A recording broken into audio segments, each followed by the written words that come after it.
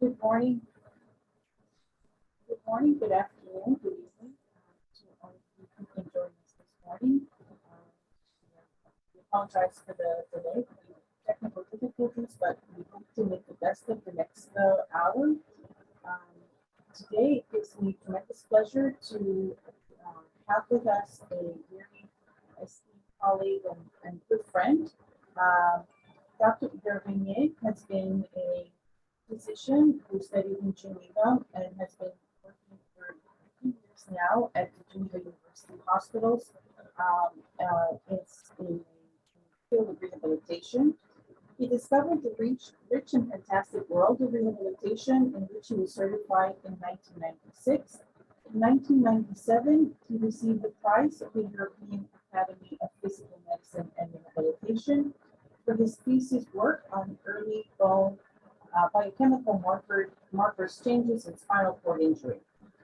Through collaborations with Doctors Without Borders and other NGOs, he is deeply involved in promoting and teaching both simple modern wound care methods and linked rehabilitation in low-resource countries.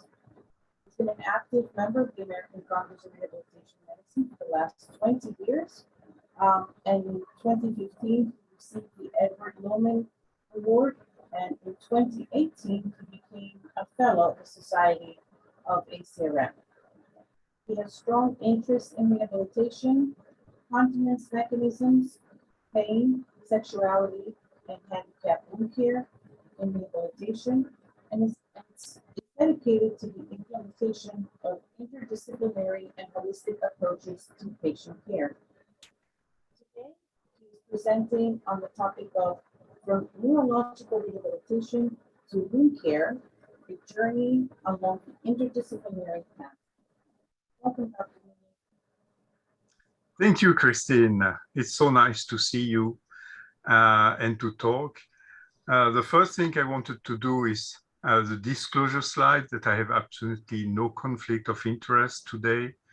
And then, as we had said, some objectives. Well, first objective is to show that some carriers in rehabilitation can lead to unsuspected paths, that wounds are often underestimated in rehabilitation, that basic wound healing knowledge is precious, and interdisciplinarity is essential in wound care.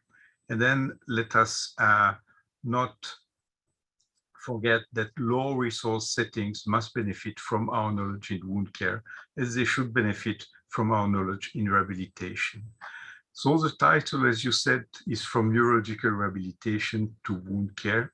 You would have asked me 30 years ago what I was going to be as a doctor, I wouldn't have said this. And there is one thread that's very important to me, as it's to all of you. It's the interdisciplinary path, and I'll try to keep it during the talk. So as you said, I was born in Geneva, raised in Geneva. It's really an honor for me and a pleasure to be invited to give this seminar. The first thing I thought is, what can I bring to our community? What can I bring to highly skilled colleagues that they don't already know? Well, I decided to celebrate my 33rd year of practice to speak of my professional career. Not because it's outstanding, but because it's made of rather out-of-plan, uncontrolled events that, despite this, I'm really happy with it. So the talk will be a bit unconventional, and even if speaking of myself, it's not intended to be glorifying to me, but perhaps useful to others. So I was born in Geneva in 1961, which explains both my bad English and my awful French accent. And I think that I was rather privileged to be born in Geneva from a family with educated scientists, artists, but also farmer people. Some of my genes still hold this, not everything, because on the artist side, I'm very, very bad. One thing that my parents taught me is some sort of humility. And one thing they never did is push on my career and choose my profession so I could do it rather freely. And at school, I was attracted by everything that was related to the living things, as well as to human relations. And that's why I chose to go to medical school. After 2 years of high competition with a total lack of gratifying human contacts, I seriously asked myself if I should not stop and go to woodwork and as a carpenter or cabinet maker. You know, it's quite different from medical things. But as I hate stopping things that are going on, I returned to medical school and graduated, I must say, quite well. At that time, I was aimed to be an orthopedic surgeon, which makes some sense for a guy that was wanting to cut planks and be a carpenter. But yeah, anyway, that would have been my career.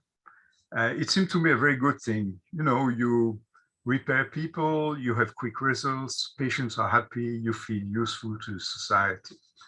And so the first steps to go there was to achieve a training in general surgery. And it turned out that my job was mainly to assist senior surgeons and sometimes do surgery myself without guidance. And I would learn from my errors. And sometimes life was quite surprising. And then what would I do? I would ask the nurses' ward to do whatever was possible for the patient to go elsewhere, so we had place enough for the new patient. And at that time, part of my brain was saying, there was a bell ringing and telling me it was not the ideal medical model. And just before I would enter in orthopedic surgery, the head of this department asked me to go for 1 year for rehabilitation. Told me, yeah, it can be useful, you know, for our patients. And I was sent to the spinal cord unit of our hospital. And I must say that my fellow orthopedic surgeons, they were all disgusted for me. They disgusted me, telling me how awful and useless it was to work with this kind of patient. But as you know, to get to the Holy Grail, orthopedic surgery in my case, I would have done anything, even the worst. And that's when my life changed in less than 2 weeks. You know, the little part of my brain that was ringing told me, oh, that's what was missing to your practice. And in the early 90s, I was introduced to a medical model that was not taught and considered at all then in medical school, and that's interdisciplinary collaboration.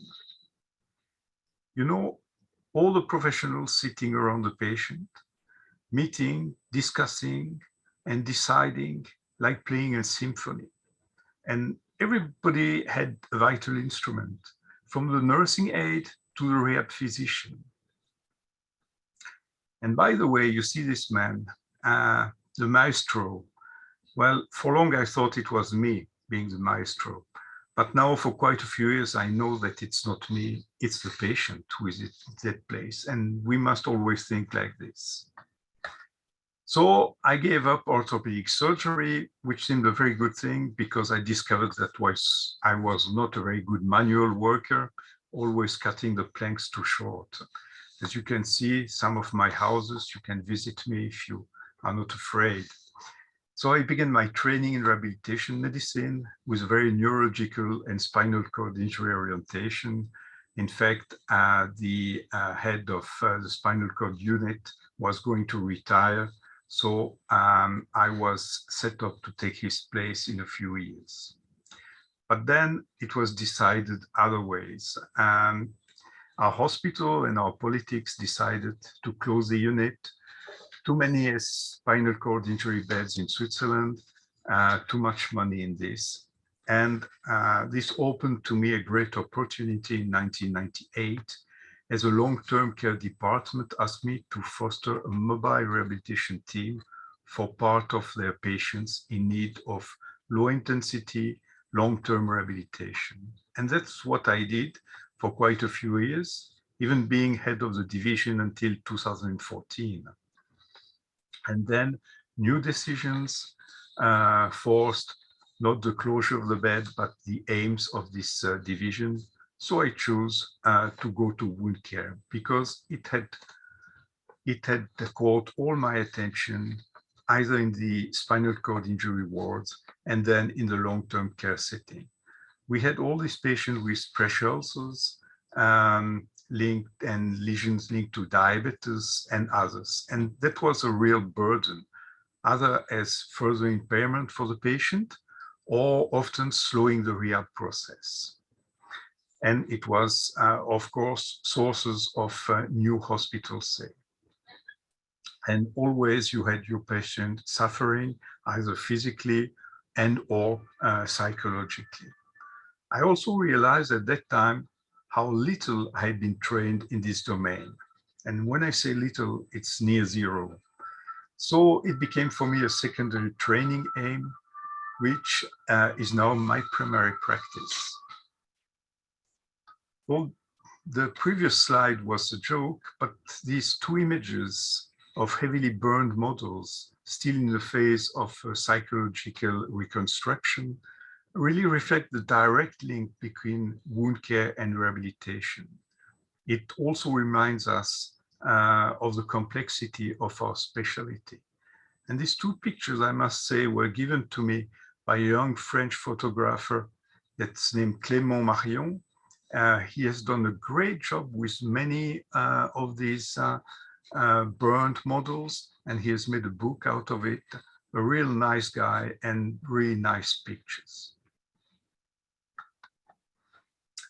When we're coming to wound care, most people think wound care is just putting on a dressing, but it's much more complex than this. And we must have a few basic knowledge. And that's now that I'm switching completely to wound care. We must remind that human skin is made of layers. Each of these layers is composed of different cells and are to be reconstructed. We know that wound care is made of different phases, the hemostatic phase during a few minutes or hours, and then you have the inflammatory phase, and then the proliferating phase, and then a long remodeling phase, which is a few months and or years. And this is to be known when you want to do good wound care. So we set up, this is to show how complex it can be with the wound healing cascade. And then we can also see all the cytokines that are mobilized during this period.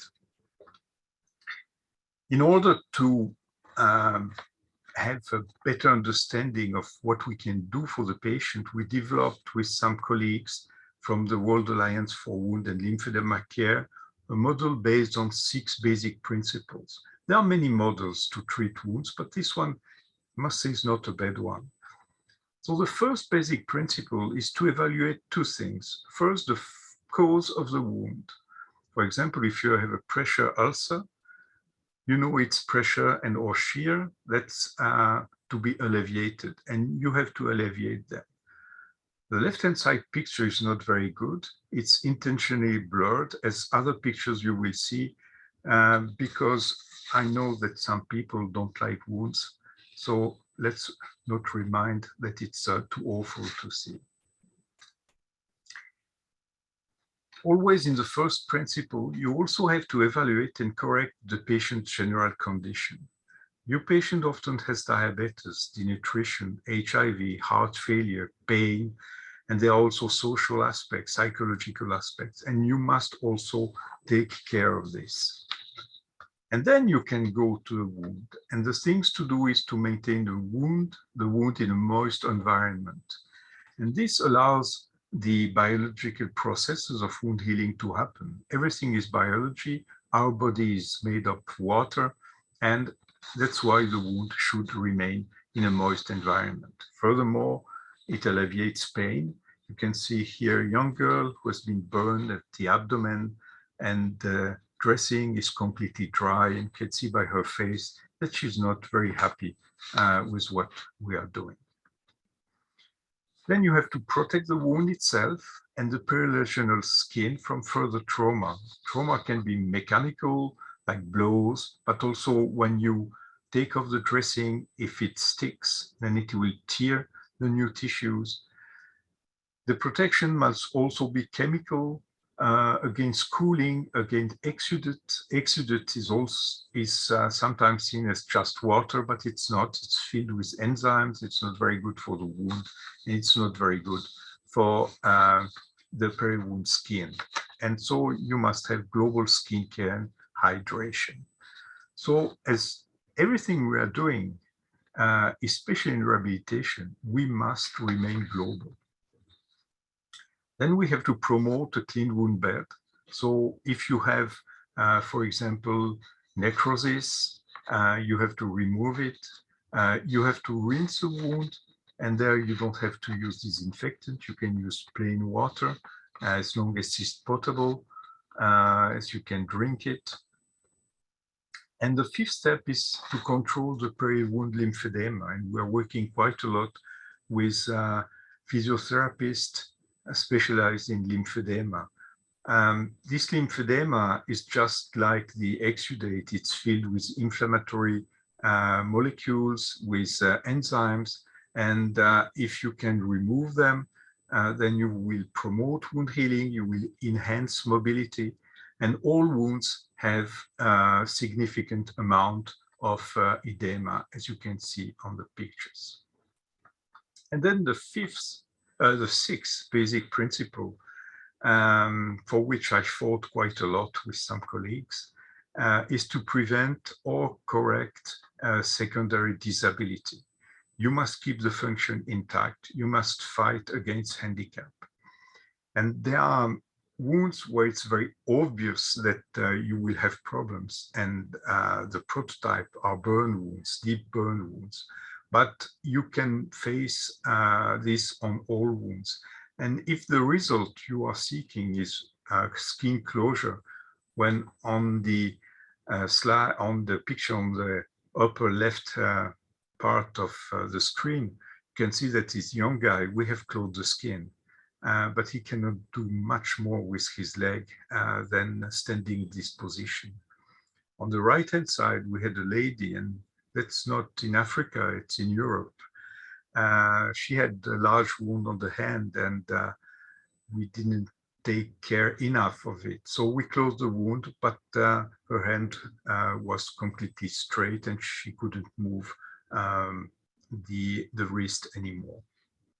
So we have to keep this in mind as soon as we treat the wound.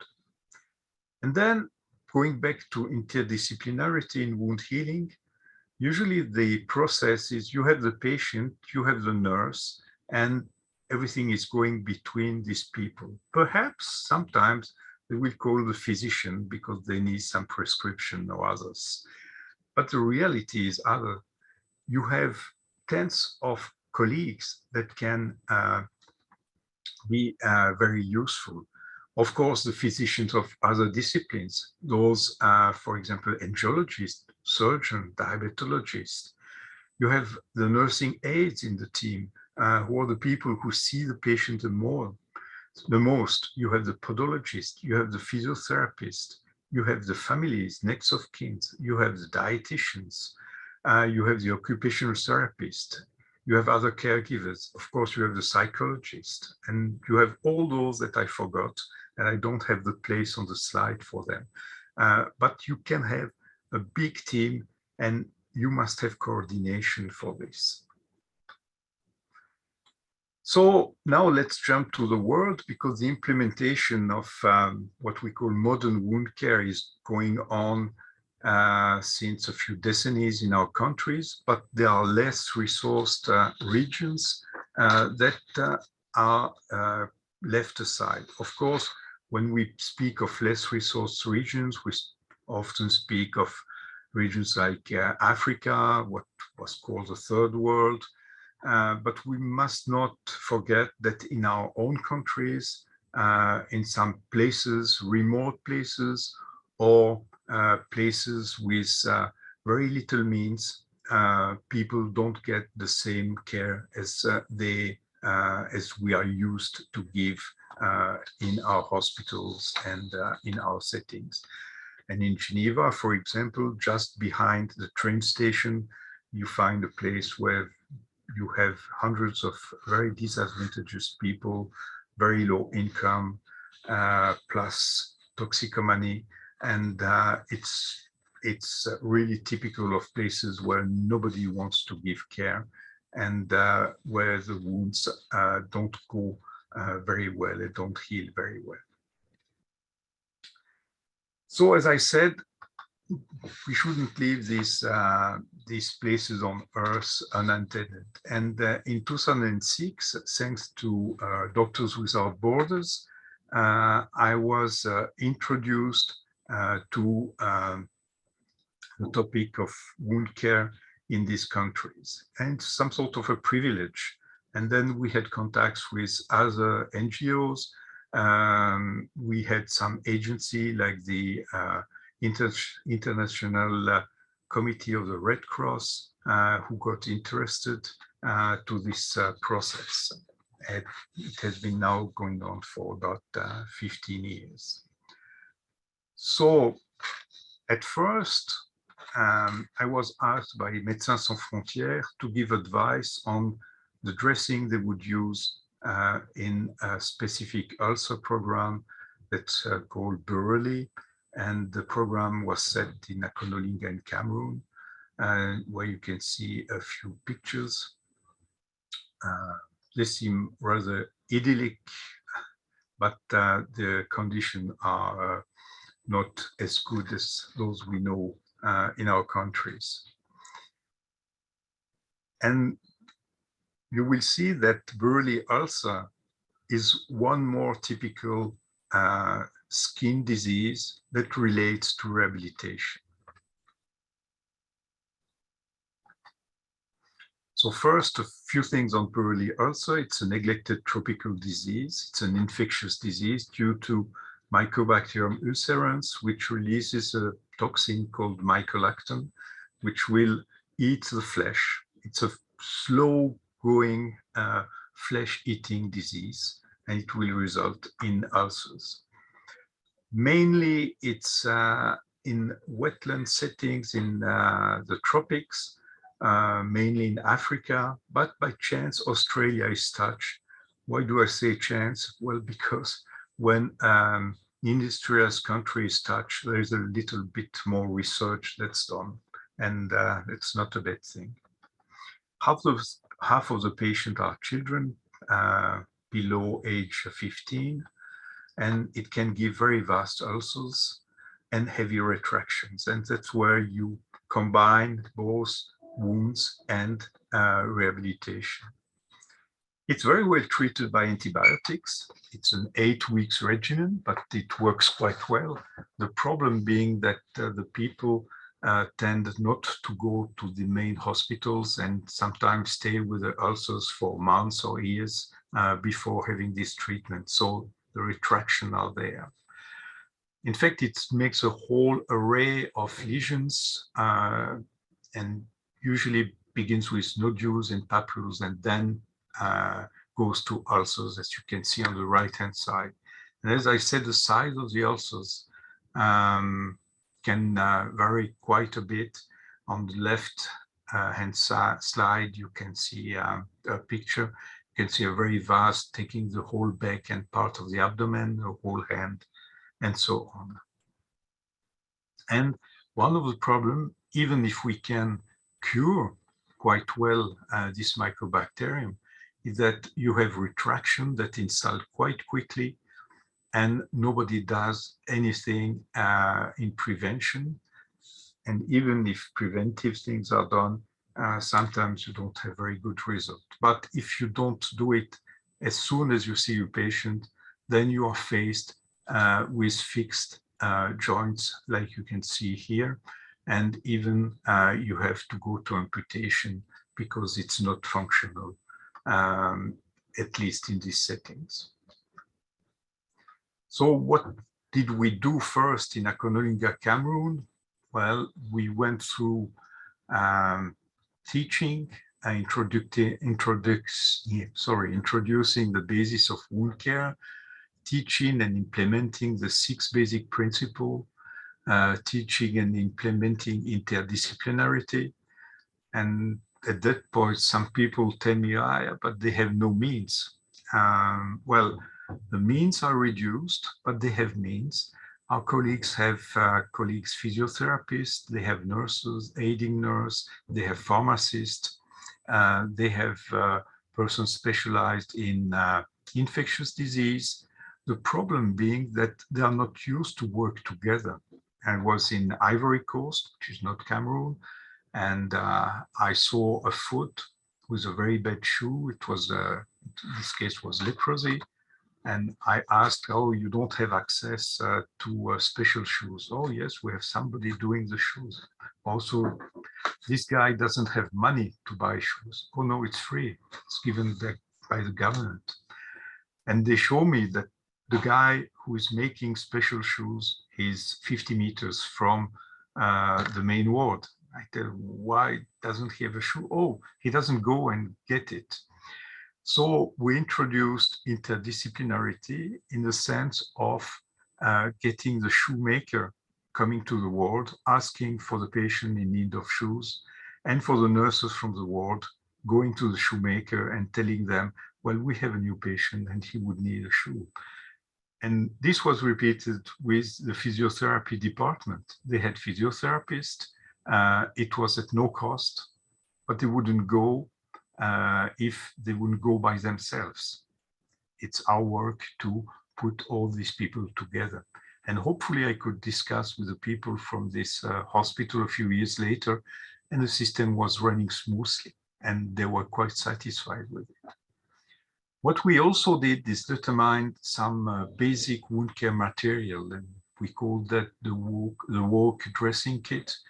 The idea is to have in a box enough material to make 100 dressing, and the box can be taken in a plane. It's around 16 kilo, and it's really basic. It's gauze, Vaseline gauze, bandages, plastic film, and some disinfectant. So nothing fancy like the high-tech dressing that we are using nowadays, but we can reproduce what these dressing do, mostly moist environment.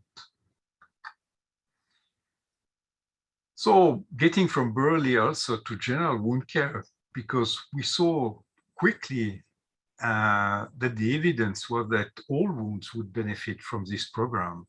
And sometimes in Akonolinga, it was quite shocking because the people with Buruli ulcer, they would go to the Médecins Sans Frontières ward and they would have good wound care and they would have free care.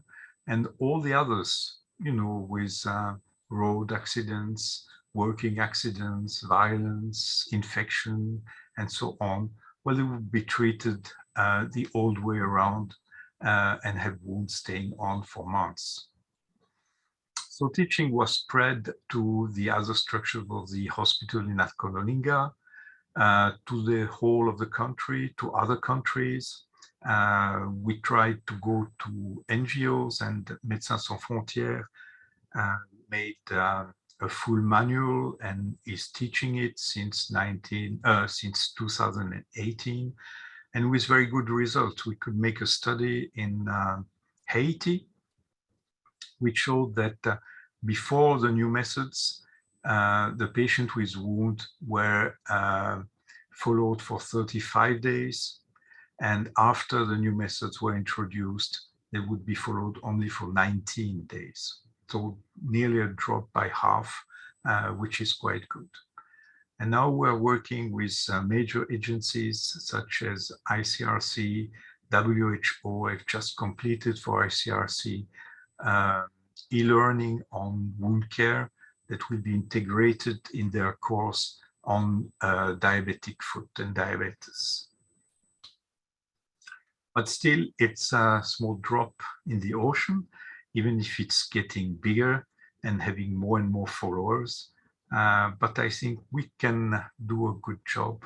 And I think that the rehabilitation framework with interdisciplinarity, the way we're used to work together, is perfect to develop wound care.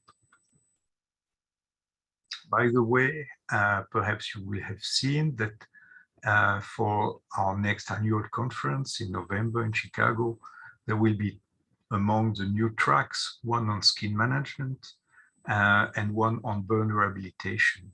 Skin management, I will have the pleasure to give a course with a colleague from Canada and a colleague physiotherapist from Florida. So we'll be both international and interdisciplinary. And then I will have also a symposium on wound care in less resourced countries. All this last year, I could talk on wound care, but I would disguise this under rehabilitation. Now we can speak of wound care in these tracks, and I think it's a great thing. Guess it's time to conclude. As you can see, my professional career has changed direction many times, and I'm really happy with it. Wounds are often underestimated in rehabilitation, and basic wound healing knowledge is precious. Interdisciplinarity is essential in wound care, and low resource setting will benefit from our knowledge in wound care, and I must say in rehabilitation also. And at that point, I would like to acknowledge many persons, thank them, my family, my wife, of course, children, but also my parents, all my friends, professional and non-professional, but also all who at one time broke my dreams, which is not always a good thing to live, but it's a thing that allows new dream to be fostered, and that's real nice. And a happy man with this. Well, thank you for your kind attention.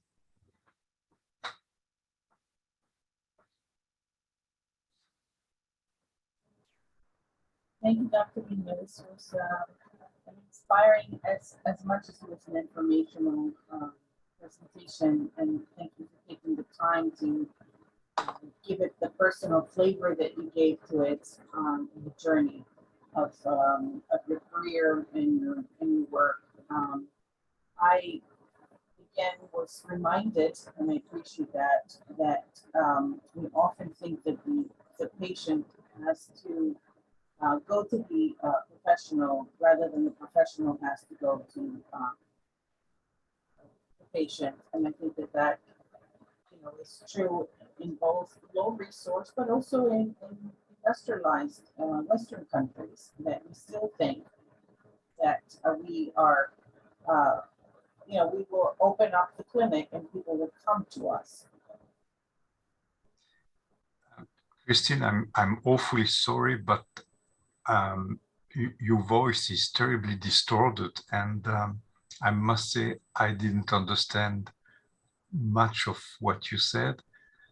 Perhaps we could use the chat discussion. It's okay. If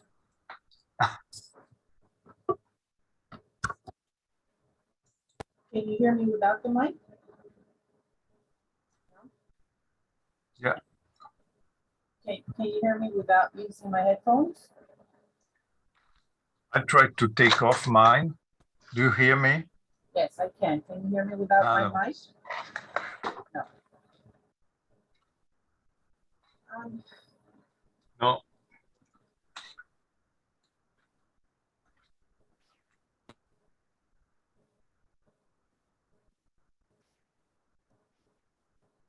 It's worse than worse. I'm sorry.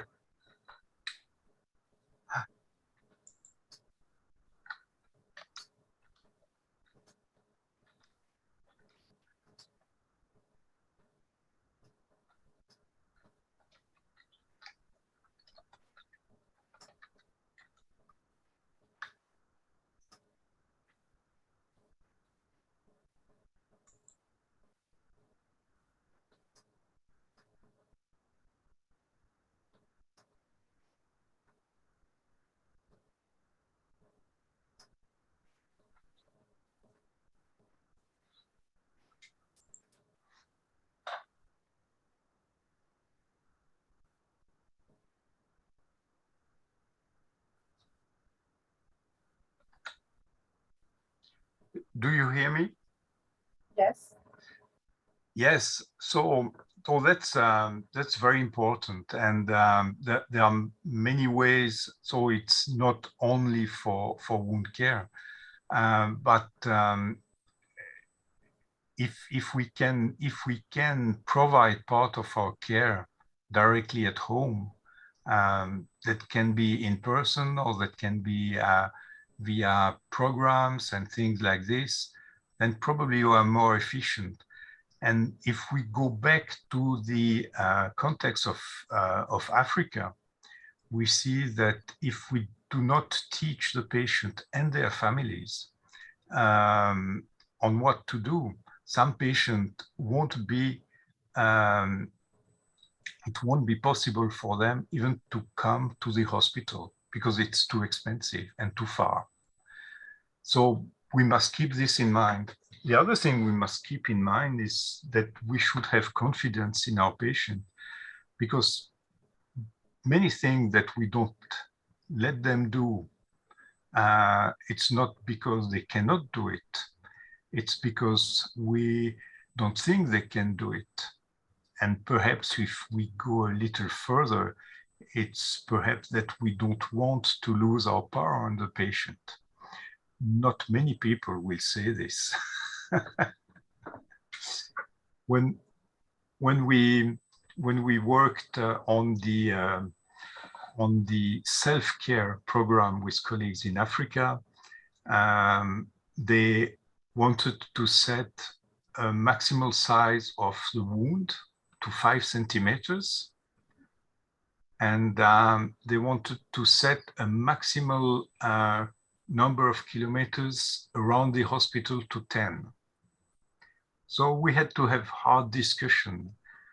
Why 0 to 10 kilometers, whereas the people coming from having a longer way to make are the most disadvantaged. So we were making advantage to people who could come to the hospital, not to the one who could not come to the hospital.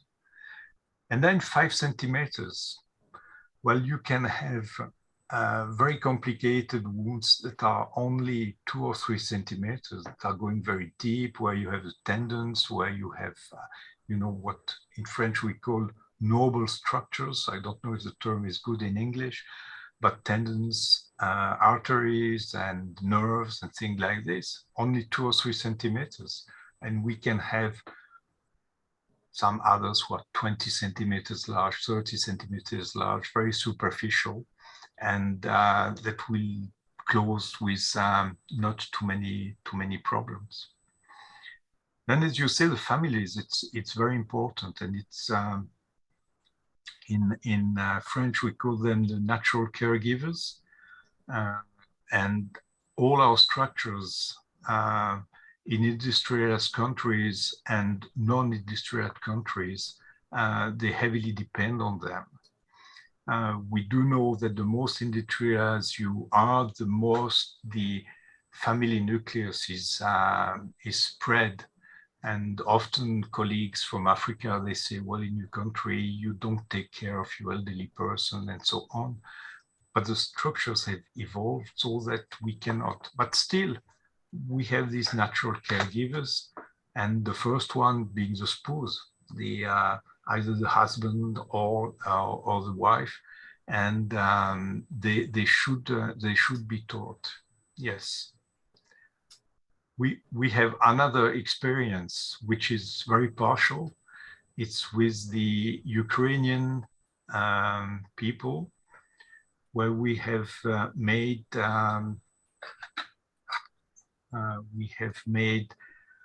how would you say? We have considered that in many parts of the countries, the access to wound care and global care was going down for many reasons, either because they didn't exist anymore, either because the people are displaced and they don't have their usual net around them. So we made small fascicles on basic wound care. The first one was on frostbite. that was very early, you know. I think we made it on the 30th of, on the 2nd of March, and the war began just 1 week before.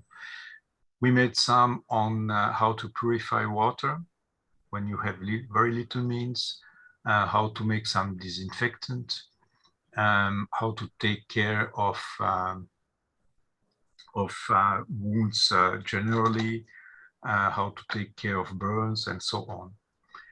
And in May, we had about 30,000 hits on these through the internet, and we are going to make to see how many we have now. Of course, everything takes time because this is we have to work on, and it's outside protocols that we know. For example, the next one I want to have is one diabetic foot. I thought that it would be low-hanging fruits. You know, you go on the internet and you have hundreds of websites who will tell you what to do with your diabetic foot. But when you read them, what do you read? You read, oh, if things not going very well, go to the hospital, go to your surgeon, go to your diabetic foot center, and so on. And the problem is they don't have any diabetic foot centers that are running in the regions we are aiming at. So it will be quite a time. And then it must be translated in Ukrainian and in Russian. So it takes time, money, and then it must be disseminated.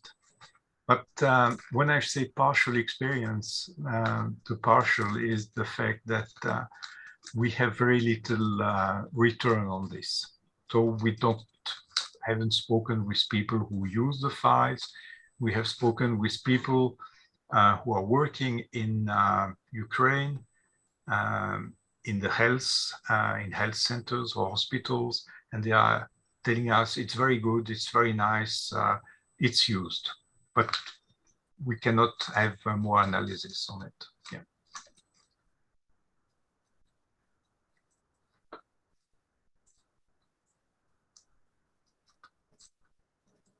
Yes.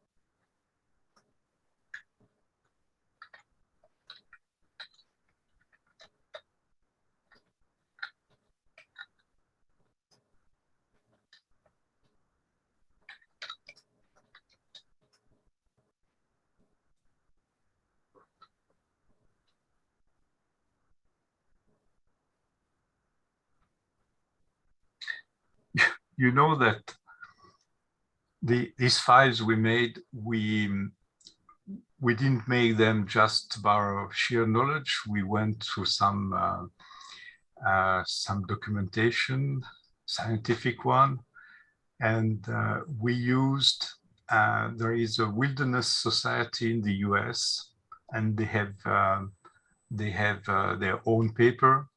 So we used part of the literature we used is out of this.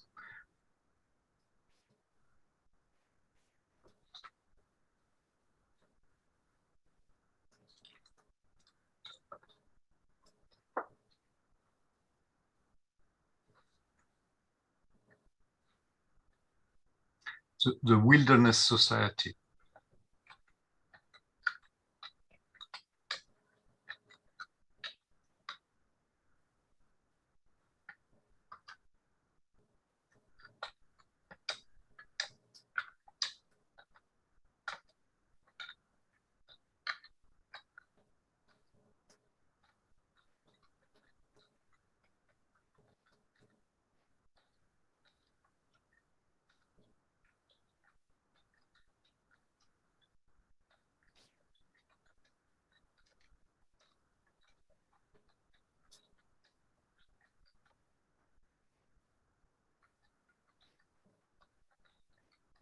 I'm writing that if you go to the UMA website,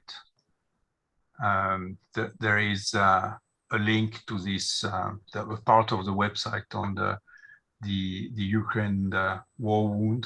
And then you have the files and you have the bibliography, and in the bibliography you will have the paper from the Wilderness Society journal, and of course their website.